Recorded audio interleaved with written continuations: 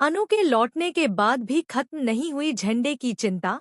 क्या राजनंदिनी तक पहुंच जाएगा आर्या के अतीत का राज?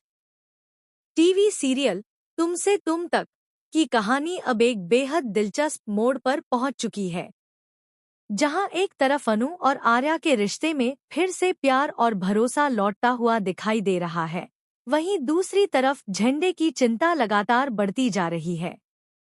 उसे डर है कि कहीं अतीत के दबे हुए राज अब एक एक करके सामने न आ जाएं। आने वाला एपिसोड दर्शकों के लिए भावनाओं, रहस्य और रोमांच से भरपूर होने वाला है। दरअसल अनु के घर छोड़कर चले जाने के बाद आर्या खुद को पूरी तरह से दोषी मानता है। उसे एहसास हो जाता है कि उसने अनु से सच छिपाकर बहुत बड़ी गलती की है। इसलिए वह अपने अहंकार को छोड़कर सीधे अनु के घर पहुंचता है। वहां वह अनु के माता-पिता के सामने हाथ जोड़कर अपनी गलती स्वीकार करता है और उनसे माफी मांगता है। वह अनु से भी दिल से माफी मांगता है और उसे वापस घर चलने के लिए कहता है।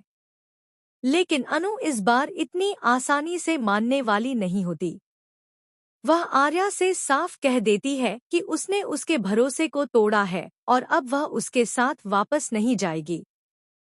अनु की बातें सुनकर आर्या का दिल टूट जाता है, लेकिन वह हार नहीं मानता। वह तय कर लेता है कि जब तक अनु उसे माफ नहीं करेगी, तब तक वह वहां से नहीं जाएगा। पूरी रात वह अनु के घर के बाहर खड़ा रहता है और उसके फैसले का इंतजार करता है। उधर रात को अनु जब सोती है तो उसे एक बेहद डरावना सपना आता है। सपने में राजनंदिनी उसके सामने दिखाई देती है। राजनंदिनी रहस्यमय अंदाज में अनु से कहती है, अगर तुम मुझ तक पहुंचना चाहती हो, तो सबसे पहले तुम्हें खुद तक पहुंचना होगा।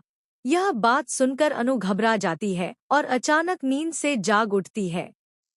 यह सपना उसके मन में कई सवाल खड़े कर देता है। आखिर राजनंदिनी उसे क्या संकेत देना चाहती है?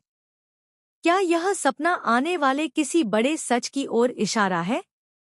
सुबह जब गोपाल कुमकुम लेने जाता है तो उसे पता चलता है कि घर में कुमकुम खत्म हो चुका है। तभी दरवाजे पर दस्तक होती है। गोपाल दरवाजा खोलता है तो सामने आर्या खड़ा होता है। उसके हाथ में कुमकुम होता है।